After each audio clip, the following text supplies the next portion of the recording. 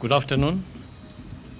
Let me start by apologizing to you for keeping you waiting here. We had planned to be here a little bit earlier, but we got tied up with a few other things. So our apologies for keeping you waiting. Let me welcome you to this briefing today, this update on coronavirus status in the country. In the last few days, our numbers have noticeably risen. We have observed that these figures have generated a degree of panic and anxiety among Kenyans. This is understandable, considering that none of us wants our loved ones to be affected by COVID. The increasing numbers mean that the possibility of one getting infected is real, because the virus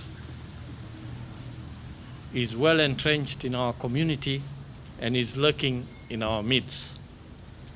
Yet it is possible to curtail the spread of the virus if all of us strictly adhere to the containment measures. These measures are by now very clear to all of us. From the data that we have been providing, it is evident that in Nairobi continues to be one of the epicenters with largest numbers. So in Nairobi, it appears that the number of infections in Westlands, Kibra, Langata, Embakasi, and Dagoretti have been rising steadily. This situation should be of concern to all of us, and particularly to the residents of these areas. This requires serious soul searching by residents of these estates on what it is that they are not doing right and that enables this virus to spread in those communities. Could it be that containment measures are not being adhered to? Very, very likely. Something is not right, and they must move with speed to rectify this before things spiral out of control. We have said repeatedly that there is so much that the government can do in protecting Kenyans, and we will continue to do all that government can do to protect Kenyans. But there is also a responsibility on the part of each and every one of us to protect ourselves and to protect other Kenyans. So when we begin to see this type of spread, I think it is time to seriously reflect again and see what is it that we are not doing right. What should we go back to in order to contain the spread of the virus? We have seen that in the past several weeks, people have become lax in terms of observing the measures that we have put out there. The wearing of masks, people congregating together, people going about their businesses as though life is normal as it used to be. It is not. We have a hidden enemy that is lurking in our midst, and we must be on guard. So again, once more, we are appealing very strongly to all Kenyans that we are at a stage where we need to be very vigilant. We need to observe the measures that have been put in place, and we need to follow very strictly those containment measures. Equally, the spread of the virus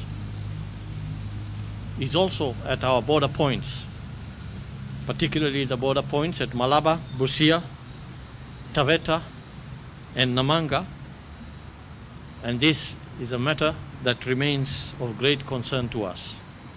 Most of these positives that we pick up at these border points turn out to be truck drivers who are traversing through the country on our travel corridors And the concern is that infected persons traveling through the country pose a serious risk of spread of the virus. I want to emphasize and to remind truck drivers and truck owners that all truck drivers must get tested at the point of origin at least 48 hours before the commencement of the journey. This requirement has been put in place so that we can ensure that the journey of these drivers as they carry their cargo across these corridors and across borders is unhindered, and that they do not get held up at the border point and create the snarl-ups that we are witnessing right now.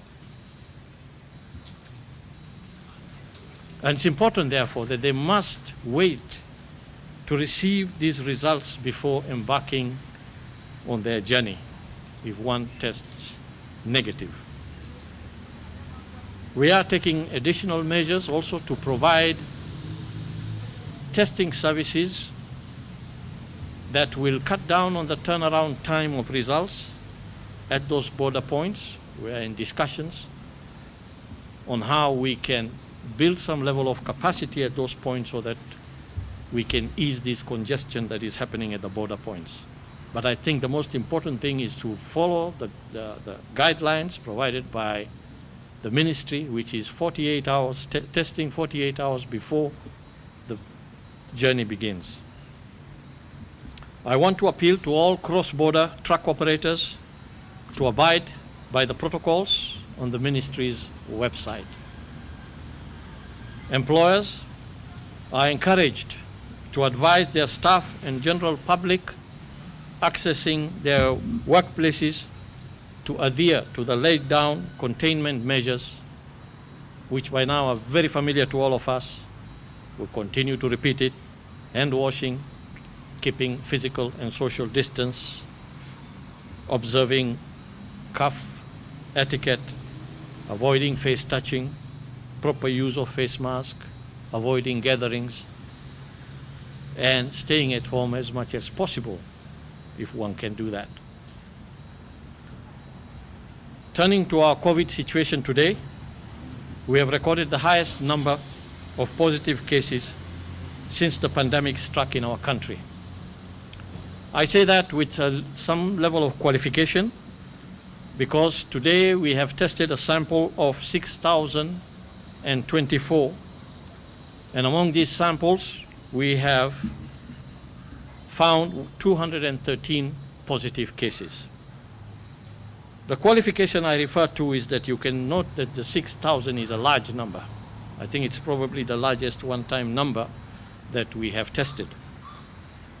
And the positives, 213, also looks high. It's the highest we have recorded, actually.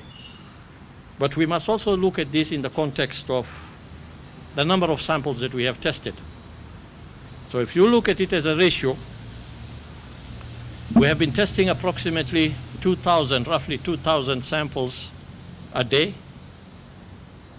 And this is what has taken us to the three-digit figures of 100 and just above 100. If you look at it in that relationship, this number is not that alarming because it still translates to about that level we are seeing of about 70 positive tests for every 2,000 tests tested. The reason why the number is huge that we have tested is because, if you will recall, we have told you before that we had some backlog of samples which came up because we didn't have the reagents. We now have the reagents, and we've been able to clear up this backlog, some part of this backlog, which accounts for the large number of samples tested and gives us those number of positives. This now brings to 4,257 the number of positive cases in the country. And the cumulative number of tests that we have carried out so far is 130,498. Out of the positive cases, 198 are Kenyans, 15 are foreigners, and in terms of age, In terms of gender, 151 are males, 62 are females. In terms of age, the youngest is 1 year old, the oldest is 73. By distribution in the counties, Nairobi, as I alluded to earlier, leads with 136 cases, followed by Mombasa with 32, Kajiado 13, Kiambu 7, Busia 5, Nakuru 4, Machakos 4, Garissa 3, Isiolo 3, Taita Taveta 2, Kitui, Migori, Narok, and Embu have 1 case each. The distribution of the new cases by sub-counties is as follows. The 136 cases in Nairobi come from Dagoretti North, 36, Westlands, 25, Kamkunji, 17, Kibra, 13, Makadara, 11, Starehe, 8, Langata, 9, Kasarani, 6, Embakasi East, 4, Embakasi North, 3, Ruaraka 3, and Embakasi Central 1. Second leading county is Mombasa, and the cases today come from Mvita, 20 cases, Likoni and Kisauni, 5 cases each, Changamwe 2. In Kajiado, the 13 cases are from Kajiado Central, 7, Kajiado North 5, and Kajiado West 1. In Kiambu, the 7 cases are from Ruiru, 4, Kiambu Town 2, and Lari 1. In Busia, the 5 cases are from Teso North 3 and Teso South 2. The Nakuru cases are from Naivasha 2 and Gilgil 1. Machakos cases are in Athi River, 2 cases, and Machakos Town, 2 cases. In Garissa, the cases are from Dadaab 2 and Garissa Township 1. In Isiolo, the 3 cases are from Isiolo Town. The 2 cases in Taita Taveta are from Voi, the 1 case in Kitui from Kitui South, the 1 case in Migori from Suna East, and the 1 case from Narok is from Narok North, and the 1 case from Embu is from Manyata. On a positive note, we have today discharged 106 patients from our various hospitals, bringing the total cumulative number of recoveries to 1,459. We continue to appreciate the good work that our healthcare workers are doing out there. At the same time, regrettably, we report that we have lost 10 more patients to the disease. This is the highest number of fatalities recorded on a single day since the first case. And this brings to 117 the number of those who have succumbed to the disease. I want to send my heartfelt condolences to the families and friends of the departed. I will end my presentation there, and I want to take this opportunity to welcome P.S. Kaberia from the Ministry of Petroleum and Mining. He's joining us today with a team, and I think they have a few things to tell us about what is happening in their space in terms of COVID-19. And also, I think we have a donation that is being made through the ministry. So let me invite P.S. Kaberia to make his remarks. Thank you very much, Kas Daktari, and to the members of the press. Thank you also for the time. May I join you also in really imploring onto our people the importance of adhering to these guidelines. As you can see, the situation is getting tougher, but we must continue getting tougher with it. At this time, we are here to celebrate the spirit of giving, the assistance from our corporate world, especially those within the mining sector, where we are saying, come out and give more. Many people have given in the past. We say, well, don't give up, continue giving, continue donating. This fight is a fight for all of us. We must join in and make sure that we safeguard our country. The most important thing is awareness, and that awareness can only be attained if we all come together, and especially through you, the people in the fourth estate. Cass, I think mine will be very brief, except I will say that today we are here with a group of the corporate world that has decided to come and join in the effort to try and fight COVID-19. And we have people from our sector that is Base Titanium from Kwale that has come in with a big donation, and I would like to give them a chance. I will ask Melba Wasuna from Base Titanium to come and at least share this with us. But again, I would like to say, as they have done today, let us continue doing this. To those other corporates that gave in the past, we know the need is growing. So if we approach you again and you have to give, kindly give, and anyone else out there who is able to give. So Melba Wasuna, please come.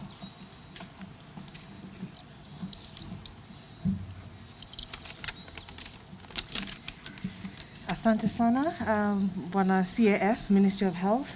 Thank you. Bwana PS, Ministry of Petroleum and Mining, State Department for Mining. Distinguished guests, my fellow Kenyans, hamjambo. I'm very honored to be here today on behalf of Base Titanium, together to offer support and contribute to the government's COVID-19 mitigation actions. This COVID-19 pandemic is unique. It's quite a unique challenge and one that requires a collective response. So it's very encouraging that we see here multiple private sector actors. We've got here colleagues from Stanbic as well, and working together very closely with government to deliver solutions and support. When Base Titanium was first approached about contributing to Stanbic Bank's ventilator initiative, we were immediately interested. It resonated with many of our core values, notably how activities can have a long-term sustainable impact on Kenya's growth and prosperity. Today, Base Titanium is proud to be contributing 100 high-flow nasal cannula oxygen therapy devices, i.e. ventilators, that will save lives during the current COVID-19 pandemic and will be a lasting legacy for hospitals around the country for years to come. This donation forms the major component of our national level contribution to fighting COVID-19. We are also working very closely with the Ministry of Petroleum and Mining through Principal Secretary Ambassador Kaberia to provide PPEs, infrared thermometers, and other support. In addition to the ventilators, today, Base Titanium is also donating COVID-19 diagnostic kits that are capable of conducting over 1,300 tests. The kits will contribute to the government's efforts to manage the virus through a rigorous testing regime. Our contributions are driven by the belief in the need for government and the private sector to work together in these extraordinary times. They also tie in very well with our health programs in Kwale, where we've been implementing in partnership with the Kwale County for several years and align very closely with the President's Big Four agenda for ensuring access to quality healthcare for all Kenyans.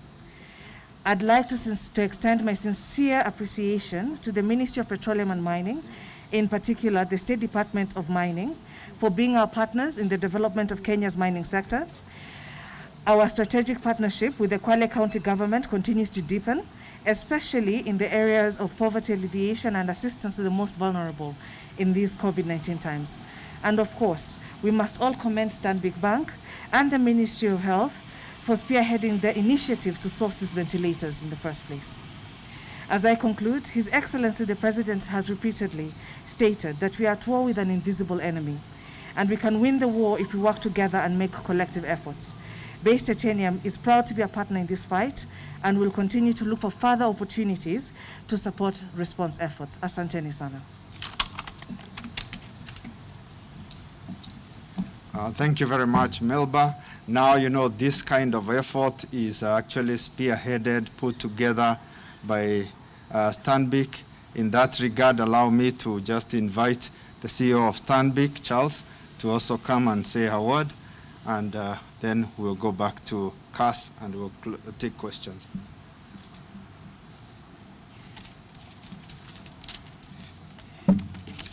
Good afternoon, colleagues, and good afternoon. Thank you very much for giving us this time to share this platform and to be able to talk about our efforts in addressing the challenge that faces us all. Stanbic Bank partnered with a number of corporates in response to the government request and call for the private sector to come and assist in the fight for our invisible enemy, the COVID-19. We partnered with a couple of corporates, Best Titanium being one of them, Vala, Centum, Gulf Oil, and Africa Practice, to put together a consortium that brought into the country 192 high-flow nasal cannula devices, commonly called ventilators. We realized there was an urgent need for these ventilators in the country because for all our sick patients, they need help in breathing and they need that support from the private sector. It is our honor and privilege, therefore, to announce that those ventilators have arrived and the contribution that we're making towards helping our health sector and indeed the patients that are suffering from this disease, that they can be able to be helped. In addition to supporting the nation through the ventilators, Stanbic is also contributing 1,000 protective suits, 500 gloves, and 5,000 masks, which will be donated through the Kenya Health Federation. Those are already being sourced locally because we also want to support our local industry and support our local entrepreneurs so that they can also be able to continue producing and continue being in business. We are also have partnered with the Rotary International to contribute 700 water tanks which are being used across the country, 400 which have been distributed in Nairobi for people to wash their hands and to sanitize, because as we know, the only vaccine we have for COVID-19 is social hygiene, washing our hands, sanitizing, and social distance.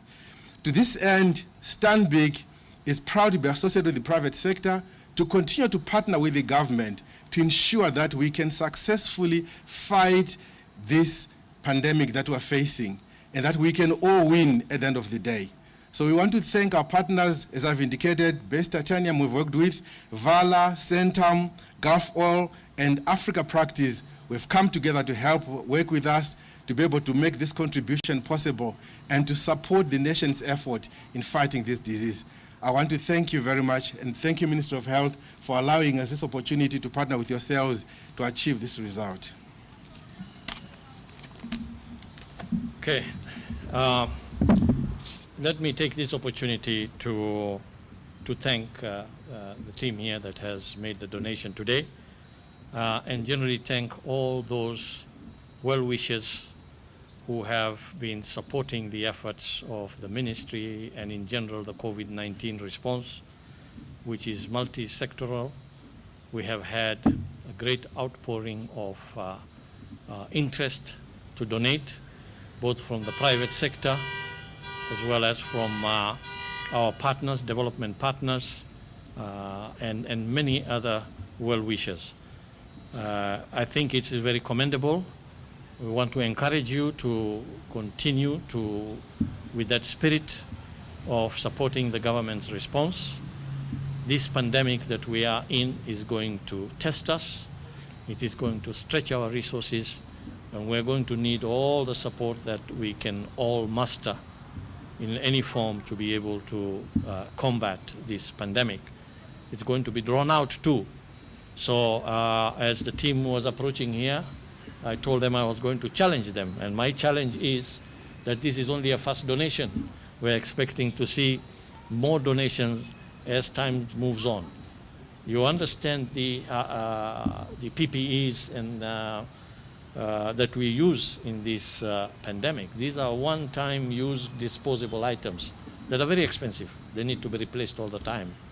I mentioned our testing program and some of the challenges that we face in testing, particularly in terms of the flow and supply chain of the testing kits. Those are areas that I think we're going to continuously need some level of support from all those who are ready to do that. And as we do that, I would also like to tell those who want to support us that so that that donation you're going to make is going to be useful and make some impact, especially in those areas where some of these items that are being donated are of a technical nature. It would be important to liaise with the ministry ahead of time so that you can get an idea, you can be given the specifications or the sources of the items that we use. In testing, for example, there are certain test kits that we use, machines that take certain test kits. We could always direct you to what type of materials that you can put your money in as a donation to the response. I think I will now ask Colonel Oguna maybe to take the questions, a few questions, which we'll try to respond to.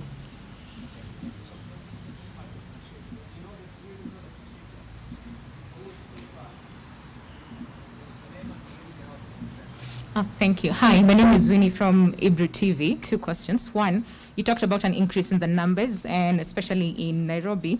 So with the easing of the restrictions for COVID-19 restrictions, do you think then this will accelerate the numbers even more? And then have you intensified on the release of asymptomatic patients to go back home to create room for the new patients who are coming in?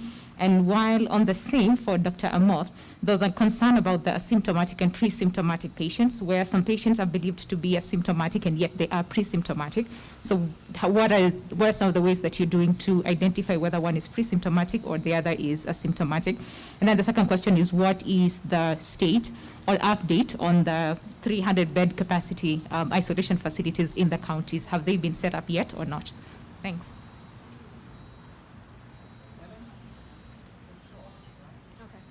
Helen Aura from NTV. You mentioned out of the 3 cases in Garissa, 2 are from Dadaab, if I'm not wrong. What does this mean? Because Dadaab is a refugee, hosts a refugee camp.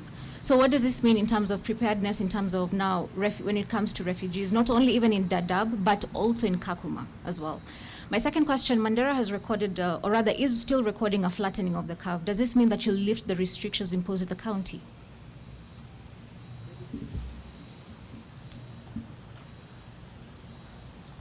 Nancy Okware kutoka KBC. Swali langu la kwanza ni, hapo jana ulitangaza kwamba kuna baadhi ya vifaa vya kupima virusi vya corona ambavyo viko katika soko la humu nchini, lakini havitoi matokeo kama inavyostahili.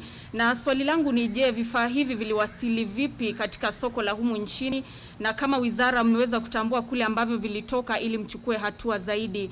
Na mwisho kabisa, kuna wakati ambapo Waziri Kagwe alitangaza kwamba kulikuwa na idadi kubwa ya wagonjwa ambao wanafariki kutoka nyumbani katika kaunti ya Mombasa. Na leo hii tumetangaza watu 10 ambao wamefariki kutokana na virusi vya corona. Je, mtindo huu bado unashuhudiwa ama watu wameanza kwenda hospitalini, hivyo basi wale ambao wamefariki walikuwa katika vituo mbalimbali vya matibabu? Okay. Thank you. The first question was on the increasing numbers that we are seeing, and particularly here in Nairobi, and how does easing of the measures impact upon this? It's true we are seeing increasing numbers. As we said yesterday, the spread of the infection generally follows a curve. Wherever it happens, it follows a curve. We may be at that point where we are rising on that curve. So we are going to see more cases as we move forward. But this is a fine balance between containment and ensuring that people are actually able to follow their livelihoods and be able to live their lives. And that is why these measures at some point have to be eased to allow people to be able to go about and do their business and earn a living. It's a fine balance. And that balance is informed by many things. It's informed by the epidemiology of the disease as we see, the curve, the way it is rising. the ability for us to be able to respond, the strength of our and capacity of our health systems. All of these are taken into consideration, and if you will recall, when the President was making those announcements about easing these measures about 2 weeks ago or so, these considerations are taken into place, including some modeling data that informs us. We feel that the easing of these measures, provided we continue to observe the containment measures, the infection prevention and control measures that we have repeatedly talked about, we can still be able to continue flattening that curve so that our health systems do not get overwhelmed. The biggest concern is when these numbers rise so rapidly that your health systems become overwhelmed. Then you will find that people will begin to die because, one, they cannot get into a facility, they will begin to die at home and other places. The idea of flattening the curve is to make sure that that doesn't happen, that when people get sick, those who need hospitalization, they are able to get those services.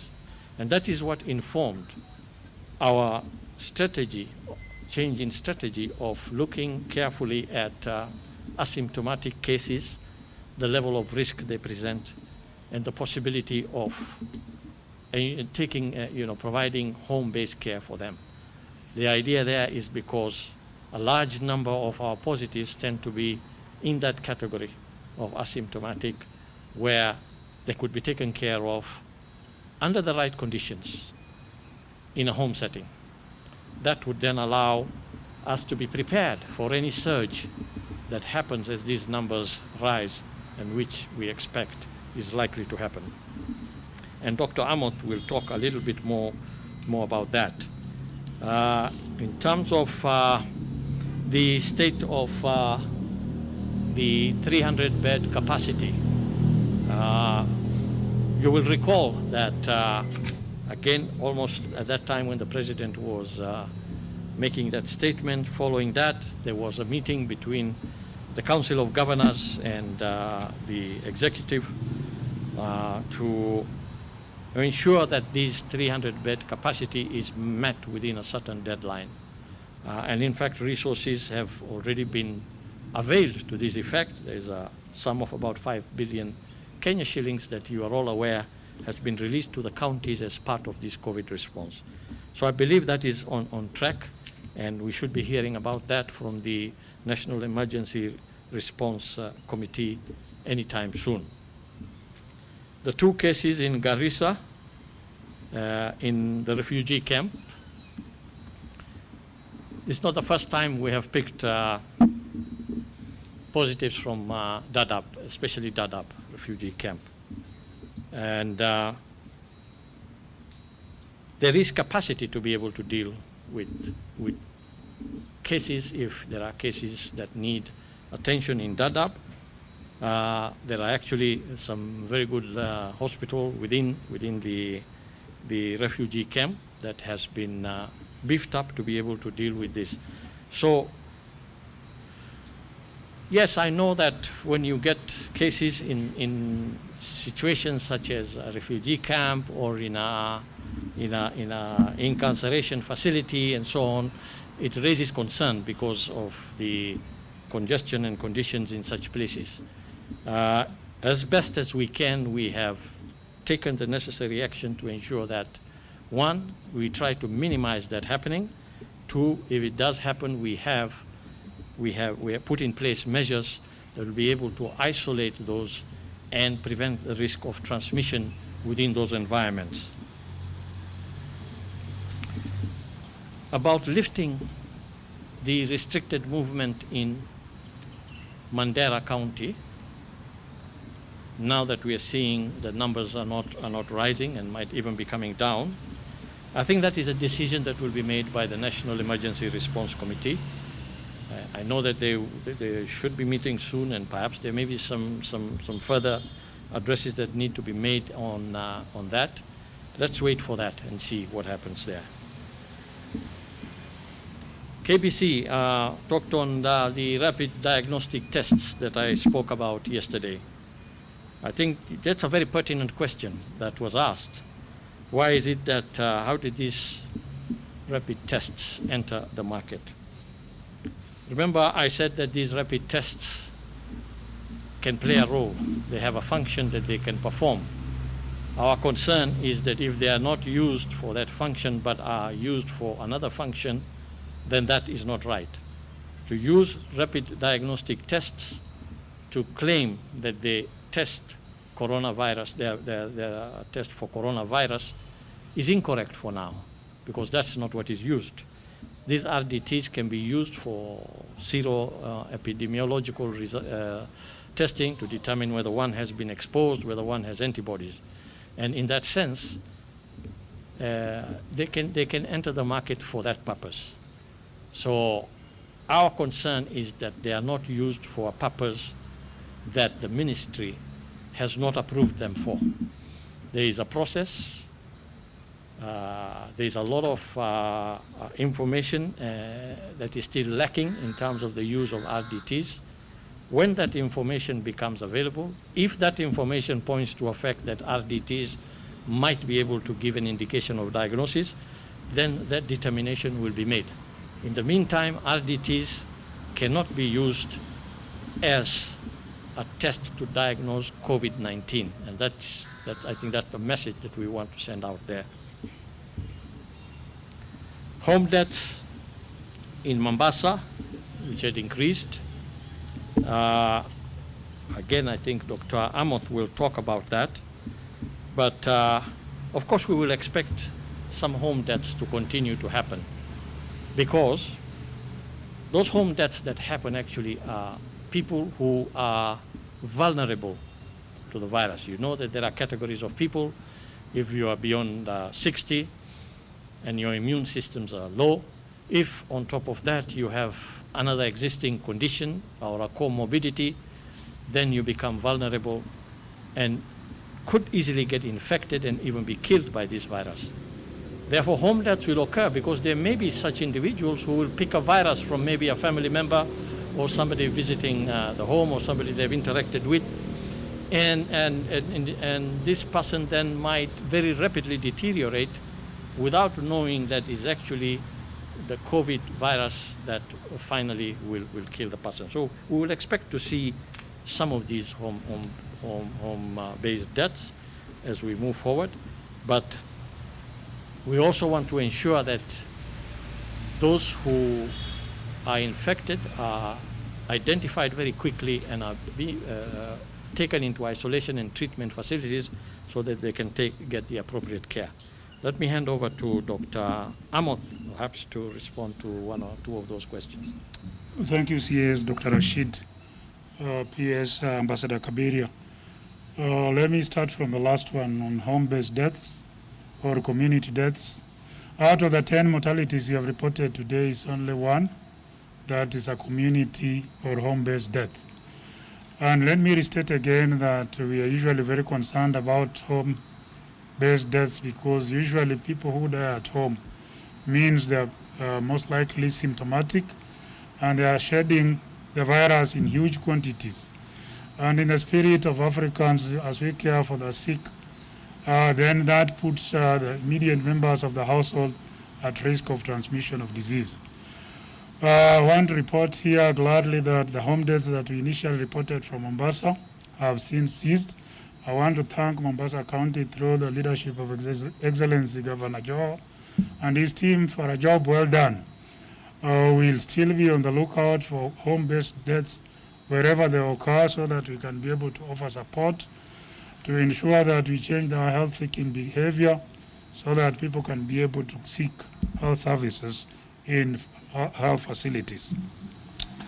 Let me also further add something about the Dadaab and other refugee camps. Of course, these were areas that we picked as potential hotspots because you know our refugee camps are domiciled mostly in the eastern part of the country, and we have a porous border with our neighbor Somali. And because of the nature of the movement there, this area was picked as a potential hotspot. And the cases that we have received from there testify to that effect. What we have done, of course, to ensure that we have capacity building, we ensure that we have enough protective gear. We have supported Garissa County with enough protective gear, capacity building, and of course, the issues of infection prevention and control.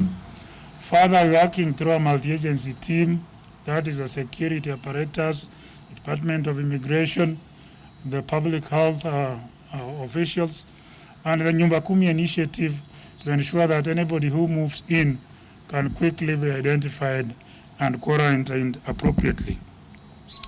Regarding asymptomatic and pre-symptomatic, very good scientific approach. Asymptomatic means you are tested positive for COVID-19, but throughout the span of the disease, you don't develop any symptoms. While pre-symptomatic simply means that you test positive for COVID-19, but over the period of the disease, then you develop the symptoms. Yesterday, I clearly articulated to you people here that 88% of our people are asymptomatic. They don't develop any symptoms throughout the span of the disease.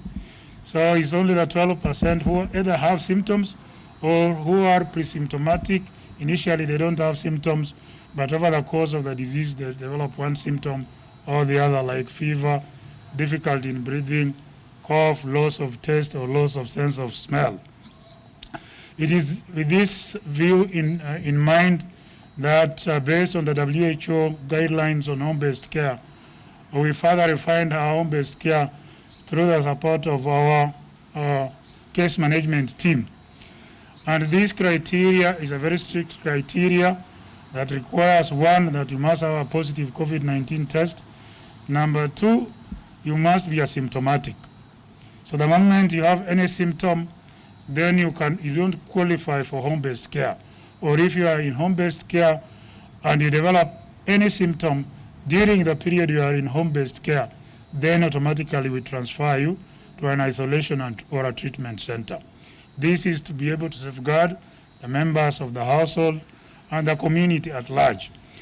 And we are now uploading the module on home-based care for the community health volunteers and other healthcare workers to ensure that we sensitize the more than 60,000 community health volunteers and more than 30,000 healthcare workers to ensure that these instructions and guidelines and protocols are followed to the letter, not only to be able to relieve the burden of our healthcare system being overwhelmed, but also to bring services closer to the people. And as we stated previously, we have done this successfully before with other conditions, including HIV/AIDS. So we will not leave anything to chance. We'll apply a very strict criteria. We'll have a serious monitoring tool, and we'll have to get reports every week to ensure that the guidelines and protocols work as proposed. Thank you.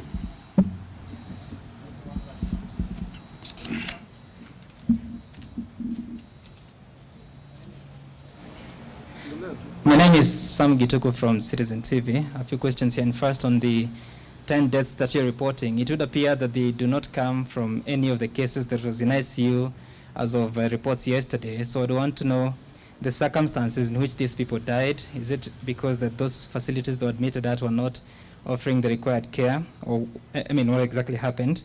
Then number two, you said that out of the 6,000 samples that have been tested, it is from the backlog. What proportion of this is from the backlog that you had? And out of the 213 positive cases, which one would you attribute to the backlog? And does this pose a risk, especially to people that may have been moving around while being positive with no knowledge? And then finally, are there any studies that are being conducted to establish the chains of transmission, especially in areas in Nairobi, talking about Dagoretti North, talking about Westlands, any chains of transmission that will tell where these particular positive cases are and how they're being spread?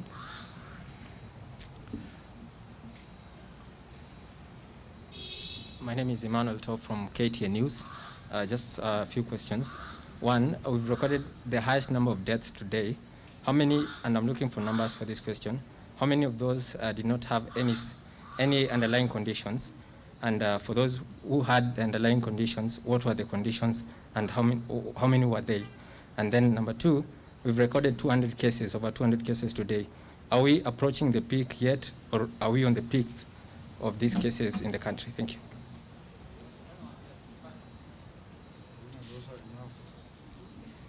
My name is Graham Kajila from The Standard. My question is regards to what extent will you say that herd immunity has had a role in the way the disease spreads in the country, considering that the DG has said 88% of the cases that we have are asymptomatic, and we're not recording as many deaths as other countries.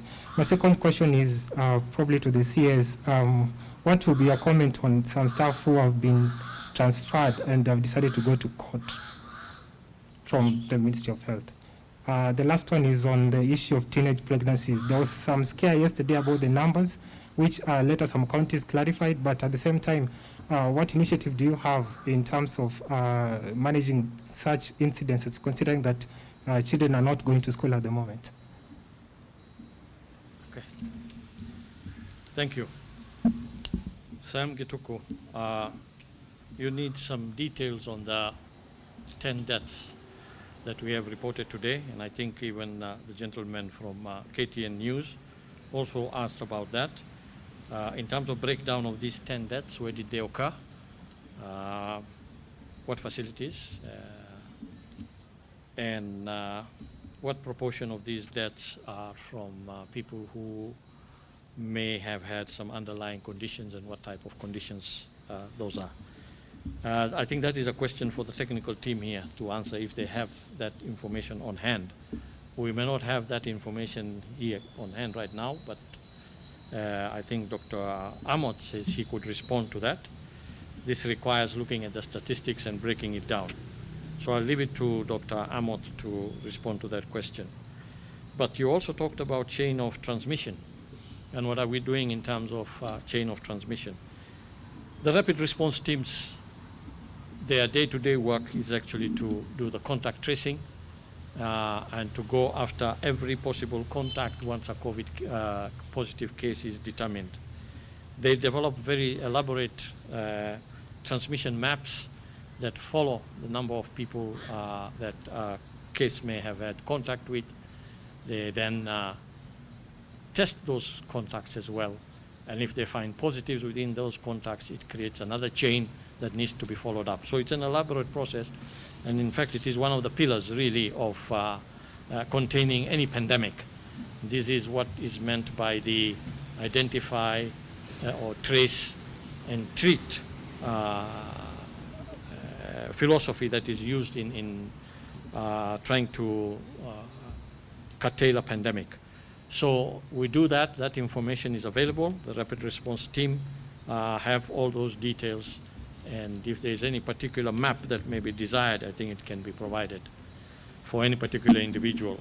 We do have those maps. KTN News, I think I have lumped your question together with Gituku's question to be answered by Dr. Amot. Standard, when we talk about herd immunity, indeed, it's a natural thing that happens as a population is exposed to a particular pathogen over a certain period of time, when a number of people have been infected by, have been exposed to this pathogen, and the body's normal responses have mounted an antibody or an immune response. It's not only antibody, there's also cell-mediated immunity. Then you may develop a level of what you may call then herd immunity. If you recall, when this virus was beginning to spread in the UK, for instance, the argument there was that, well, let's just leave this virus and see how it spreads, in the hope that herd immunity would come in and curtail the spread of the virus. We know that that didn't happen, and the UK had to change their strategy, and it's not only UK. I think there are other countries that, was it Sweden, I believe, that used that approach. But very soon they found that the spread was just too fast for them to be able to take that position, and they brought in these containment measures which we are using here. What we know is that this herd immunity, as far as COVID-19 is concerned, is still unknown. Is still unknown. We talked about the RDTs, for example, the rapid diagnostic test, which I said pick up the antibody. Equally, when these tests first came out, in some countries they were being used as what is called certificate of immunity. In other words, if a person tested positive on an RDT test indicating that he had an antibody, it was assumed therefore that this person was immune to the virus and would not be reinfected, and he could then go back to work without any fear of transmitting the virus. That has never come to be proved, because we do not yet have any idea whether those antibodies actually protect, whether the immunity that we see through detection of antibody actually means that an individual will not be reinfected or will not be a risk factor in terms of transmission of the disease. So there's a lot of unknowns as far as COVID-19 is concerned. With some of the other viruses similar to COVID-19, over time, yes, herd immunity has been demonstrated and it becomes self-containing. We still don't know with COVID, and it's too dangerous to assume that. We have already indicated 2 cases where they attempted that and found that they had to come back to it, to containment measures. So we'll continue with these containment measures. Over time, I'm sure that a lot of knowledge will be generated about immunity to COVID-19. The staff transferred. I've equally seen in yesterday's paper the issues surrounding this. I think the instructions have left the ministry, so we'll wait and see how that develops. But action has been taken to move those individuals, and we expect that those individuals will heed those instructions and move to the stations that they have been posted to. I think that was it. So let me hand over What to... was the question about KTN? KTN was about debts, the debts, and how many had underlying conditions and what were they. Thank you, Waziri.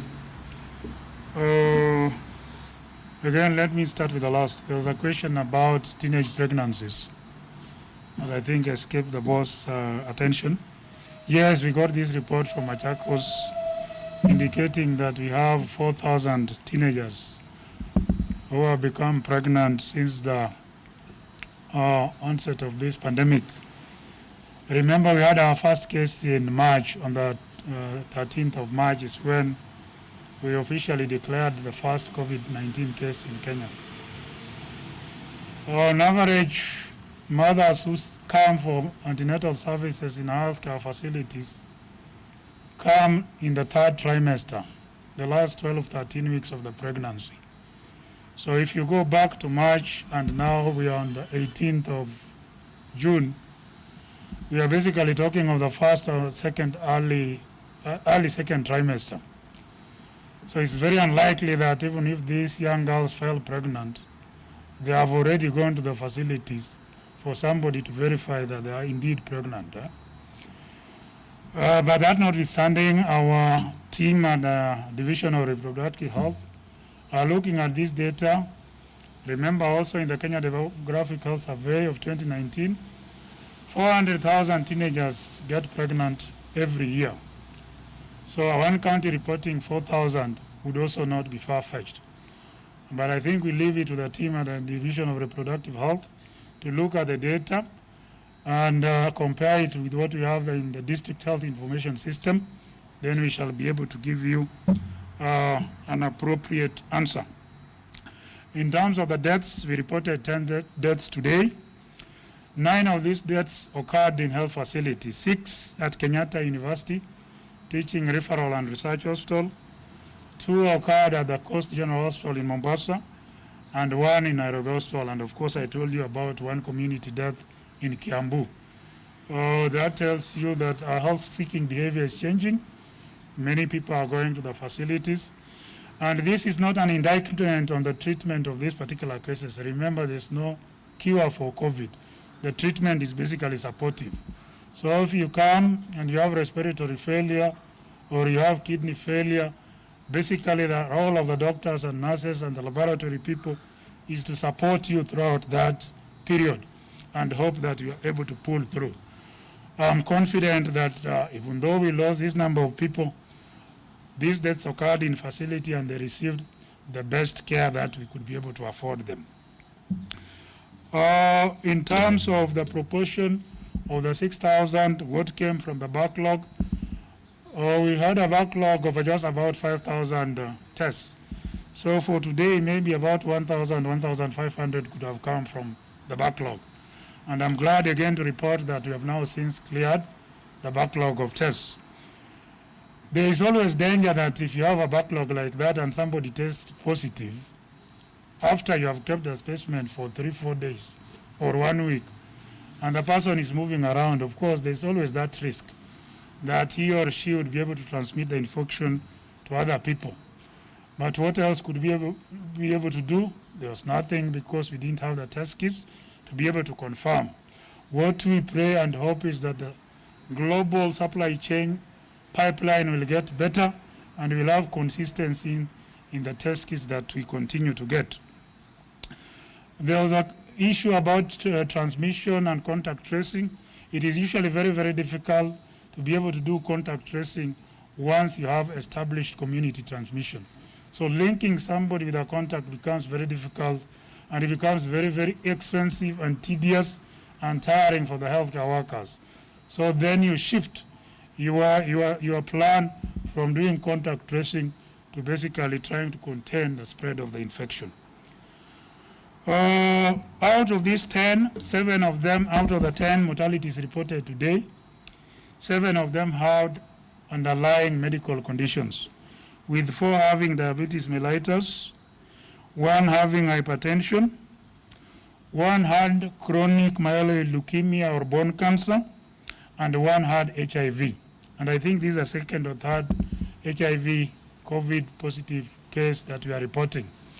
Studies from South Africa have indicated that those who are taking the ARVs appropriately are able to achieve viral suppression. So it is again our call to those who are on treatment to ensure that they adhere to the treatment. Our health facilities are available, open 24/7. Please go for your prescription refill. The healthcare workers are properly trained, they are properly geared, and they are safe. So don't fail to take your medicine because you fear getting COVID. Because if you get COVID-19 and you're not taking your medication, it's like you are sentencing yourself to death. Thank you. Okay, thank you. I think there's only one more thing left for us, and that is the ceremony of handover, where we'll just walk over there and receive the donation.